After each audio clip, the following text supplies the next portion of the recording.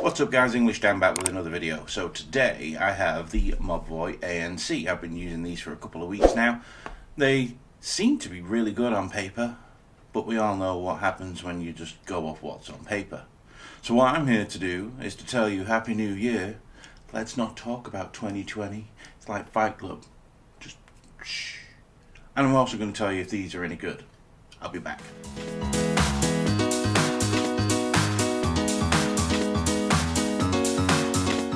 Welcome back guys. So, been using these now for a couple of weeks. Pretty solid. These are very comfortable and they're at a decent price point. I'll put the link down there. Here's an Amazon affiliate link, so I just get a little bit of a kickback if you do purchase anything from them links. It doesn't cost you anything else, it just helps me out on the back end with the channel. But let's have a look what you get with these. I actually quite like the design of these. I know everyone's going to say, oh, they're a copy of a certain brand. So in the box you get this little white box in the bottom underneath the foam that is my unit anyway. It was really hard to get the foam out, so I ended up destroying the box. But still, inside this little box, what you get here is your user manual, your how to use, so it's like a quick guide, and switch modes of ANC. So yes, these do have active noise cancelling. Now they do have quiet mode, sound pass through, and ANC mode off. So they do offer the features that people want nowadays in earbuds, which I think are really important, and that is pass through. Not just ANC, but we have pass through. We also get the unpacking prompt, subscribe to our newsletter, and then we also have the TicWatch and Mobvoi stickers. So you get that in the box. You also get some other little ear tips which go over the whole thing. So they're quite big, these things. And then you get your very short USB-C cable. That's for actually what's in the box, other than this is the case for the Mobvoi ANC earbuds. And it is quite slim, it's very slick, let me tell you. There's no texture on here, so it is very, very slick, and it's a glossy white. The actual earbuds themselves, though, aren't quite as glossy. They have more of a matte finish. Now, one thing that's kind of triggered me with these... Why do my animals have to be that way? So back to it. One of the things that has triggered me with these, and you're going to be like, oh, that's stupid, Dan, but I can't help myself. And it makes sense that they're not straight, right? And now you're thinking, what is he talking about? So, I don't know whether you can see, the stem is slightly curved. It makes sense, it really does, because obviously when you put it in, it curves to my fat jowls, and yeah, it means they don't stick out at all as such. But at the same time, I'm just not used to them looking that way. So when I first got them and opened them up in that box, I was like, oh, they're broken. No, they're not. They're just actually made that way with a slight curve on it. So don't panic when you see that. But as you see, they fit really well. They go in quite nice. They are more of an AirPod style, but with a rubber tip over them. And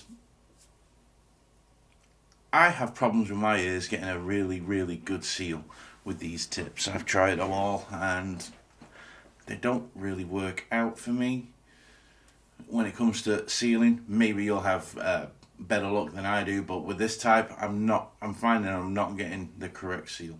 They do have a light on the side that flashes blue when it's in pairing mode, and they also do have a voice prompt when in pairing mode. They pair really easily as well, very fast. Just open your Bluetooth settings and there they are. Mobvoi, connect, done.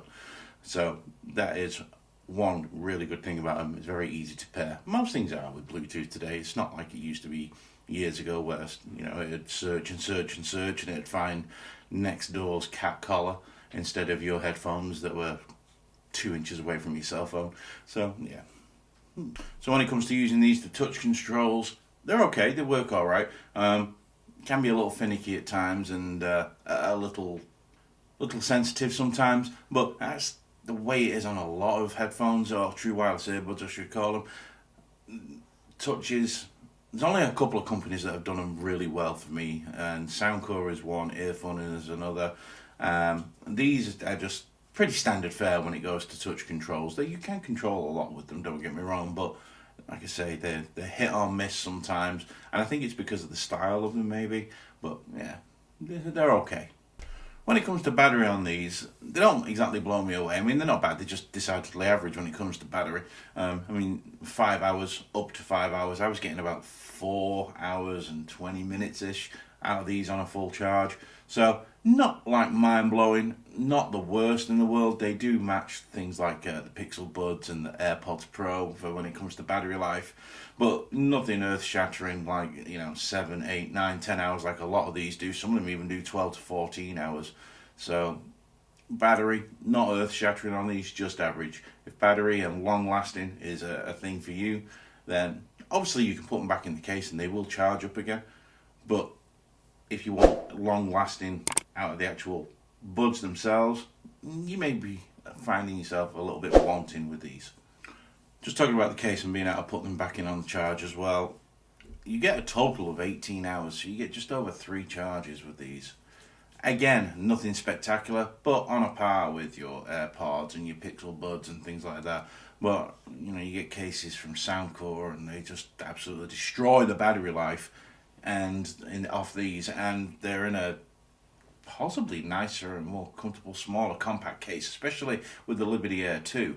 The case is smaller than this, maybe a little thicker, but definitely well worth the compromise there, because the battery life on them is just like, anyway.